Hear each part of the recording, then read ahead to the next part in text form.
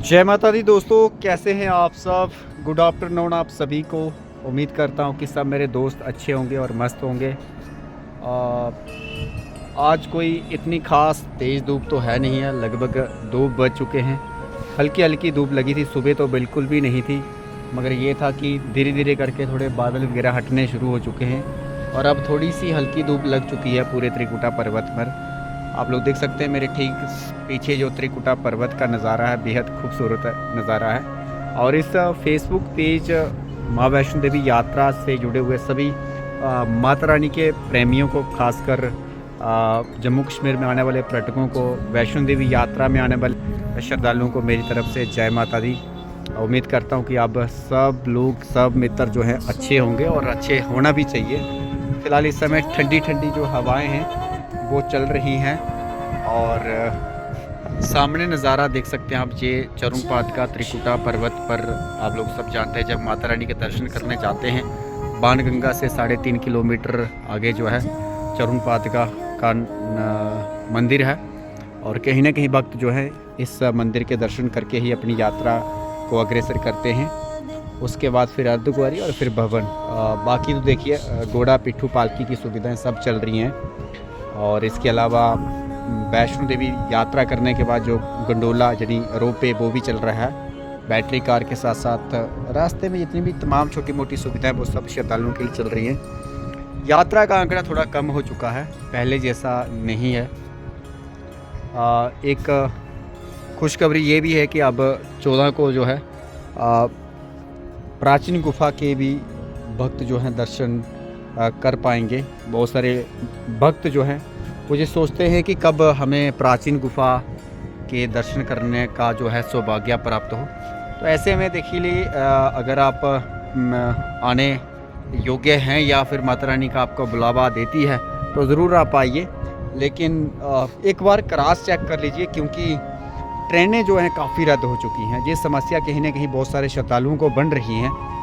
चाहे वो दूर से अगर मैं बात करूं, कोई महाराष्ट्र से आ रहा है, गुजरात से आ रहा है, राजस्थान से आ रहा है, तमाम दूर के जितने भी राज्य हैं, तो सभी आलमोस्ट जम्मू आने वाली ट्रेनें जो हैं रद्द हो रही हैं। और जिसके कारण श्रद्धालुओं को जो कहीं ना कहीं 2-2.5 महीने पहले बुकिंग की होती है तो कहीं ना कहीं परेशानियों का सामना भी करना पड़ रहा है।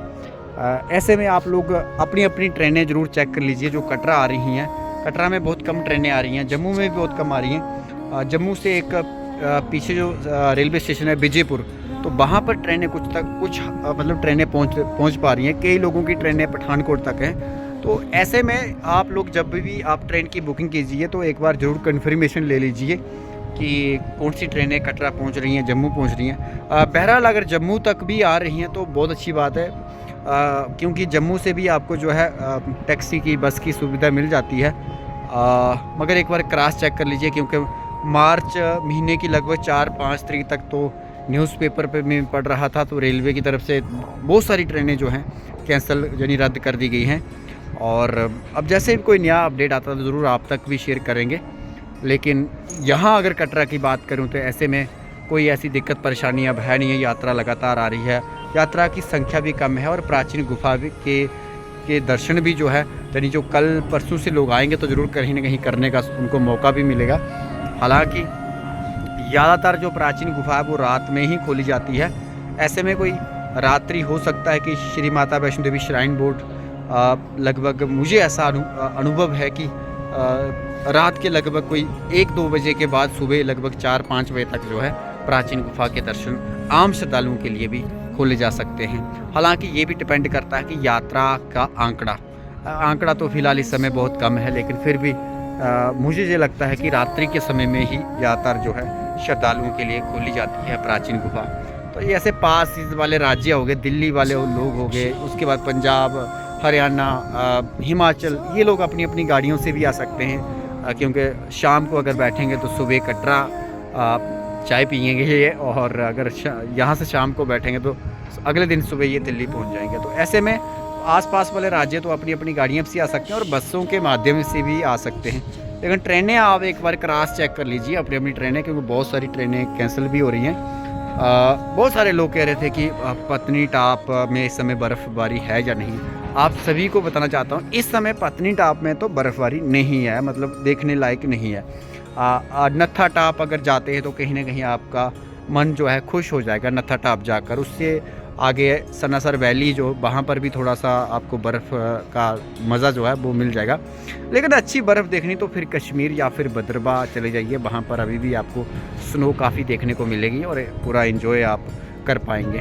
तो इसके अलावा भी कोई अगर छोटी मोटी कोई आप लोग जानकारियाँ भी पूछना चाहते हैं तो पूछ सकते हैं कमेंट सेक्शन में। लेकिन एक चलते चलते मैं ज़रूर कहूँगा कि पेज को भाई लाइक कर देना, फॉलो कर देना, शेयर कर देना।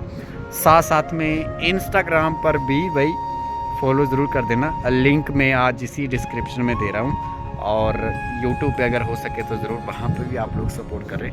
तो चलो, मैं इस पेज का संचालक सोमनाथ शर्मा कटरा वैष्णो देवी से आप सभी दोस्तों से ले रहा हूँ अनुमति। धन्यवाद। जय माता दी, जय माँ वैष्णो देवी।